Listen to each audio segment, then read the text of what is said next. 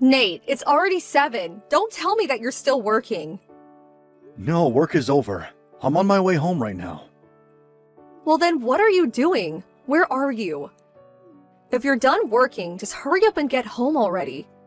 I need a break from the kids, so hurry up. I'm really sorry, Tracy. I just had to stop by the computer store. But I'm in my car now and I'm headed home. And just what are you doing stopping at stores on your way home? You know that when you get home, you need to take the kids off of my hands. You can't just make up excuses to come home later so that you don't have to watch the kids, Nate. But that's not what I was doing! I really was having problems with my laptop, so I just stopped into the store to have it looked at. I told you that I was going to be doing this when I left this morning, remember? I don't remember anything because I'm never ever getting enough sleep these days. You should have waited until this afternoon to tell me that I might have actually remembered. Okay then, I understand. I'm really sorry for the mix-up, and from now on, I'll wait until the afternoon to let you know of my evening plans. But I'm already on my way home now, and I shouldn't be more than half an hour getting there. Well, I'm tired and fed up for the day, so I don't feel like cooking. If you want dinner, you can make something yourself. That's fair. I'm sorry to be running so late, and I'm sorry that you're so tired. I guess I'll just stop somewhere on the way home to pick up something. Are you seriously going to make another stop on the way home just to feed yourself? I can't believe you're going to make me wait even longer here with the kids. What is the matter with you? You're right. I'm really sorry. I don't know what I was thinking. I'll just hurry home and make something for myself once I'm there. I can't believe you need me to point out something like that in the first place. I know. I really am sorry. I just sent that message without really thinking. That much is obvious. I just told you that I need you home now, and you start talking about making even more stops before you get here. Do you even care about how stressed I am? Do you even realize how hard I work every day raising the kids? Tracy, I love and appreciate all that you do for all of us so much. I promise that once I get home, I'll take the kids off your hands, and if you want to go rest, I'll have no problem with that. And since I have the next couple days off, maybe you could take that time to plan a little vacation for yourself. I don't need you to try and kiss up to me with petty little offers like that. I know that you think you're being sweet, but all of it really does is tick me off. Okay, Tracy. I'm really sorry about that. And you need to stop thinking that you can just solve all of our problems by saying that you're sorry. Do you think that's all I want to hear from you? You sound like a broken record. I understand. I'll be more careful in the future. I mean, do you think that I want to be telling you all of this stuff? Do you think I want to be mad at you? The fact is that I'm holed up in the house all day, basically working around the clock. At least you can get out of the house and refresh yourself with your work before coming home. Well, I wouldn't say I'm exactly feeling refreshed after a long day at the office. So what? You're saying that you think I have it so much easier just because I'm a stay-at-home mom? That isn't what I'm saying at all. I'm sorry. I don't want you to be upset anymore. I'm really sorry that I'm going home late tonight. I won't let it happen again. Whatever, just hurry up and get home already. Talking to you is just making me more upset. In fact, nobody gets me mad like you do. Hey, Nate, I just wanted to apologize for the way that I was acting yesterday. What do you mean, Tracy? I just mean that I shouldn't have said all that I did last night. I mean, I know that you're not trying to do anything wrong, but I took out my frustration on you anyways. No, you were right to be upset, and I was coming home later than I promised to. But I said so much horrible things to you, even though I know that you do care about this family and that you do put in work. Not as much as I do, of course, but still. I know. I'm really sorry the only times it feels like I get to spend with the kids are after work and on the weekends. You put up with a lot, and I know that you look forward to getting to take a break when I get home. I know, but I didn't need to get so upset with you just for making a stop on the way home. I guess I just been feeling so angry and stressed lately. I just want you to know that I didn't mean to act the way I was acting yesterday. Okay then, if that's how you feel. Thank you for your apology. It means a lot. You really are a good husband, and I love you so much, Nate. I love you too, Tracy. And I'm sorry that you've been feeling too stressed out lately. I think it's just that now that our kid can walk on his own, I'm always worried that he's going to get into trouble or hurt himself. I just can't afford to take my eyes off of him. Oh, I see. So things have gotten more intense now that he can move by himself. I get that would be stressful to deal with every day. That, and I'm just always worried if I'm doing enough to make sure that he grows up healthy. I don't want to push him too much, but I don't want him to be slow to develop. Are you talking about him learning how to talk or something like that? Well, that's just it. Our child hasn't said a single word yet. I would have thought that he at least would be able to communicate a little better by this point. I think he's going to be okay. It's just like the doctor told us. Kids develop at different rates, and that's okay. I know. But you can see why I'd still be worried about all of this, right? I understand. But as far as learning to walk and move around, I think he's more or less on a schedule for his age. But even if he wasn't, I don't think anyone would be to blame for it. I just think that he's doing things in his own time.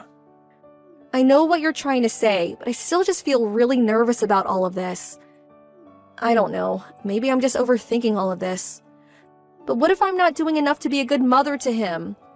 Maybe we should have never even had any kids in the first place. Tracy, please. I know that you put your heart and soul into raising our son. You're not overthinking, but I think you just need to give these things time. I know, but how much time until we've given him too much time and nothing's changed? I'm sorry, I can't help how I feel. And when I start to feel like this, I get angry and then always end up taking it out on you. Tracy, you seem really exhausted with all of this. I don't know. Maybe I just need a mental break or something. Maybe it's just a little too much for me right now. I just feel like I can't even control my emotions anymore. But I don't know what I can do. It's okay. I know that you don't mean what you say when you get upset. But what if it stops just being words and I end up hitting you or something? I would never forgive myself if I did that. Or worse yet, what if I lost my temper with our kid and did something horrible? That would be the worst outcome. But I don't think we need to worry about you doing any of that. You're a very strong woman, and I don't think you're going to snap just like that. But I see now that we need to come up with a way to relieve some of the stress you're carrying. I think so too, but I don't know what we could do. Maybe I could spend some time with my parents, away from the house for a little bit. You mean that you'd think it'd help to have some time to yourself? I think so, yes. But I know that isn't fair to you, Nate. Well, just how long would you want to be away from us all? I'm not sure. Maybe a month at the most? Would that be okay? If you think that's what it's going to take to recenter yourself, then I think that's just fine. You really mean it? I'm not asking too much? If anything, maybe I've been the one asking too much from you. I'm just glad you told me all of this before anything bad really did happen. And you're sure that you're going to be okay looking after the kid? I think that the two of us are going to be just fine. But if I ever feel like it's becoming too much, I'll reach out to my parents for a little help. So things are going to be totally fine here. You just worry about getting the rest that you need. Oh, Nate, thank you so much. I'm so sorry to have to do this to you. Tracy, I'm the one who's sorry for not noticing how much you were putting yourself through with all of this until now. You go home to your parents and rest up, okay? I will. I'll take the time I need to feel better. And when I come back, I'm going to be an amazing mother. Hey, Megan, are you there? I see I have a couple of missed calls from you. Sorry, I was sleeping and didn't see them until now. Is everything okay? Oh, wait, you're sleeping? It's almost noon. Yeah, I know. But I was up really late last night trying to put George to bed, and I didn't get much sleep the night before either.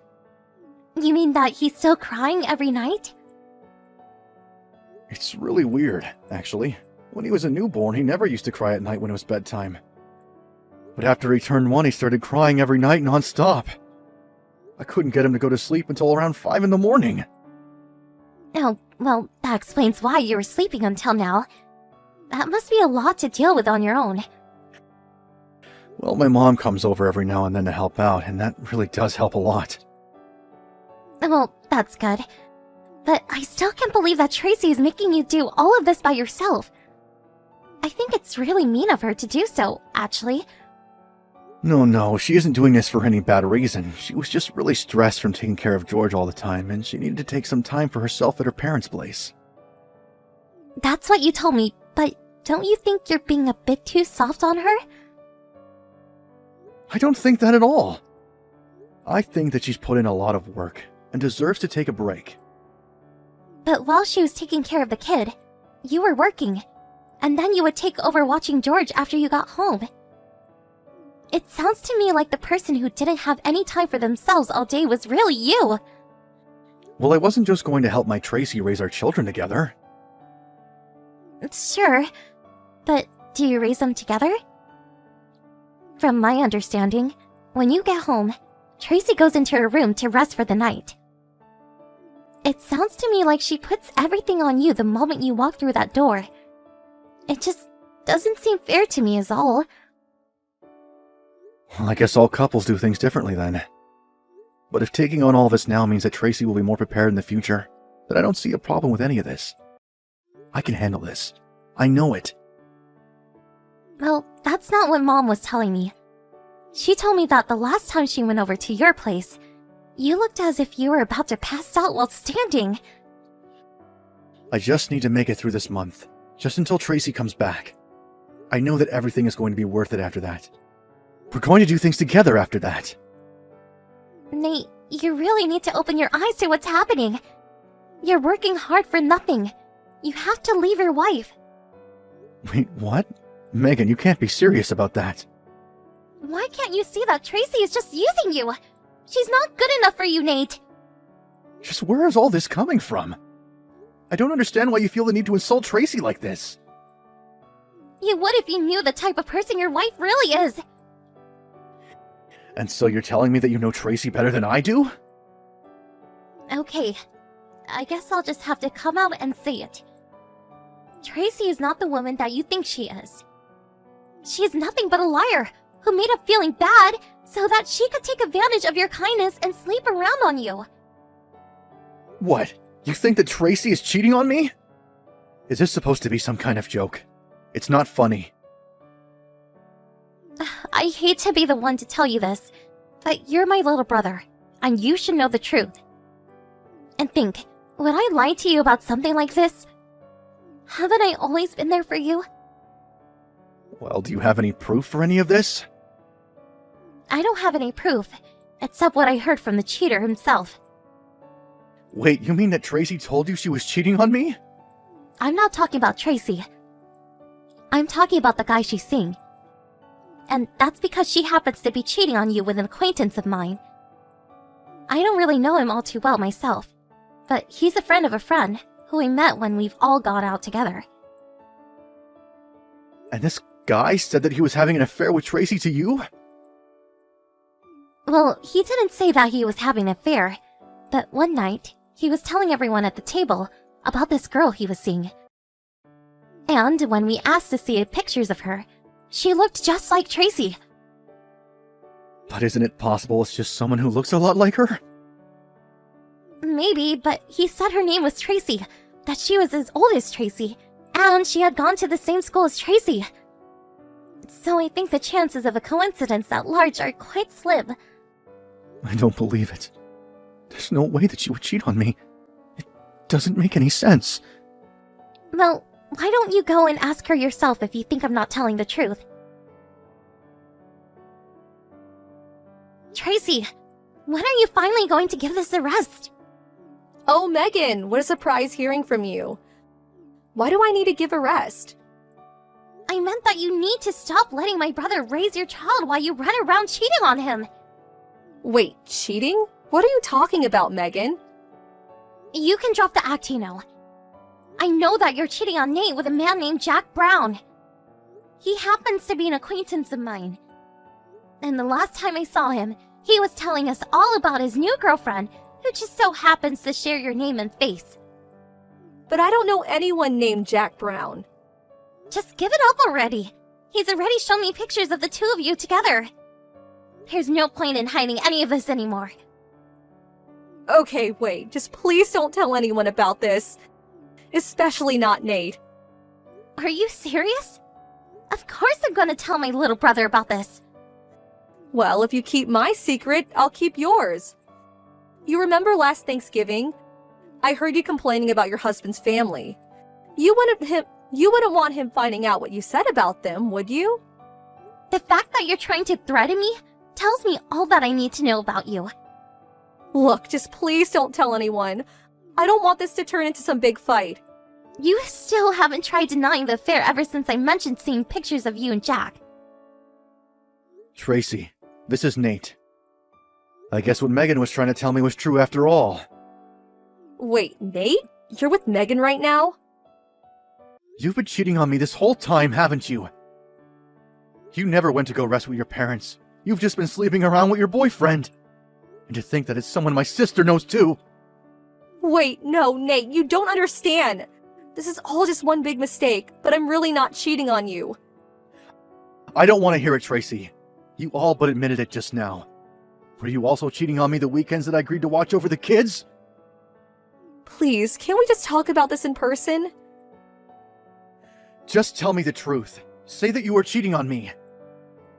Tell me that you were using me to watch the kids so you can go run around behind my back. No, Nate, I really was getting stressed out from little George. And then I guess my stress just came out in the form of me having an affair.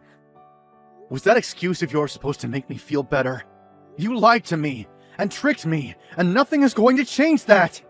But I really am sorry. I didn't know what I was doing.